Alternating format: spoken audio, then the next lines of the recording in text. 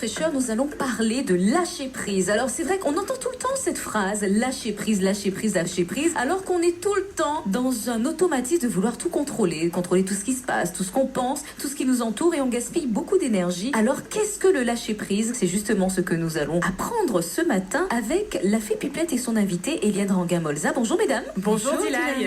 Bonjour à nos auditeurs. Effectivement, nous sommes avec donc ce coach en accompagnement professionnel et en développement qui va nous parler du lâcher prise. Dilay, vous l'avez bien dit, effectivement, c'est une expression qu'on entend un petit peu partout. Et aujourd'hui, on va être éclairé sur ce sujet. Alors, bonjour Madame Eliane Rangamolza. Bonjour la fée. Bonjour Dilay. Bonjour. Expliquez-nous ce qu'est le lâcher prise. Alors, le lâcher prise, c'est d'abord et avant tout un acte de confiance. C'est un acte de confiance envers soi-même et aussi envers l'avenir. Puisque, comme son nom l'indique, on lâche. On lâche son passé, on lâche toutes les croyances, on lâche tous les éléments qui ont été perturbateurs pour nous et qui nous ont servi certainement à une période donnée, mais qu'au moment présent, on n'en a plus besoin. Et du coup, il faut plus chercher à être dans le contrôle, à lutter et à persister. Se dire que de toutes les manières, face à une situation, un événement, on se retrouve les poings et les mains liés bien souvent. Il ne nous reste pas grand-chose à faire. Il faudrait se poser comme question, en fait, est-ce que la situation dans laquelle je suis dépend de moi? Est-ce que c'est de mon fait? Est-ce que je peux changer quelque chose? Est-ce que je peux changer quelque chose? Est-ce que je peux changer les circonstances? Est-ce que je peux changer la situation ou les personnes, voilà, qui ont un effet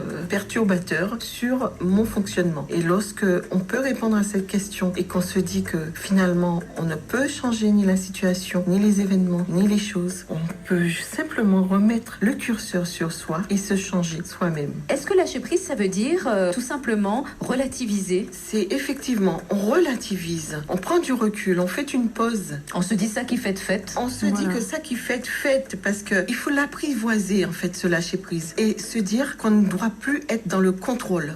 Parce qu'on ne peut pas contrôler. Parce qu'on ne peut pas tout contrôler. Et puis il faut faire preuve de flexibilité aussi, puisque on a un avenir prometteur. Donc plutôt que de ressasser les choses pour lesquelles on n'a pas la solution, donc vaudrait mieux envisager l'avenir. Voilà. Autrement. Justement, vous avez très bien expliqué, mais quels sont les bénéfices, les bienfaits en fait du lâcher prise pour nous êtres humains? Les bénéfices, c'est qu'en fait, on se retourne vers du positif et on attire à soi systématiquement du positif. Donc, c'est notre perception de voir les choses qui vont changer. Et du coup, on a ce choix de transformer les situations complexes et nos croyances limitantes par des croyances aidantes. Est-ce que c'est accepter ses limites, lâcher prise? Oui. Et c'est aussi être tolérant envers soi-même. Tout à fait. D'accord. Et se dire que d'abord, nous ne sommes pas des êtres parfaits, puisque de toutes les manières, toute qualité poussée à l'extrême, c'est un défaut. Donc tout se trouve dans l'équilibre.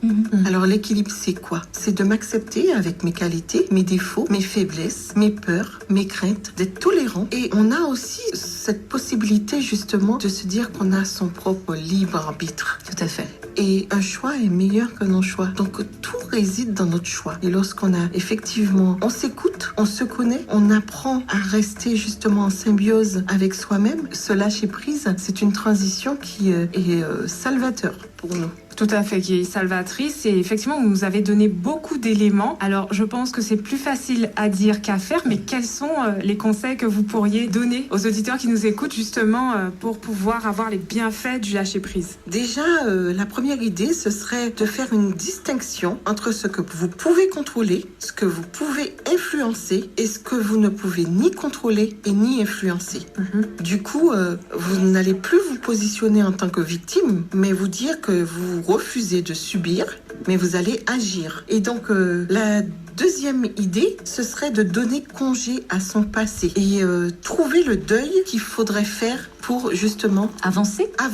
Donc vivre le moment présent ici et maintenant. Le moment présent ici et maintenant, comme vous le dites, Dilay. Donc en fait, essayez de ne pas faire de résistance, ou du moins qu'on peut. Résistance à quoi? À nos émotions? À nos émotions, justement à nos ancrages aussi, nos ancrages du passé, à notre conditionnement, puisque bien souvent nous héritons d'un passé, un passé culturel, spirituelle, passé religieux, dont on n'est social. forcément même pas conscient Et quelquefois. qu'on n'est pas conscient, c'est inconscient. Et puis il faut que je dois relativiser, donc s'interroger sur le laisser aller que je voudrais par le biais de ce changement et à quoi je devrais renoncer. Puisque de toutes les manières, on a tous besoin à un moment donné de faire le deuil dans nos habitudes, dans nos comportements, notre sécurité, notre croyance. Et oui, c'est ainsi qu'on grandit d'ailleurs. Exactement, puisque c'est par la prise de conscience. Tout à fait.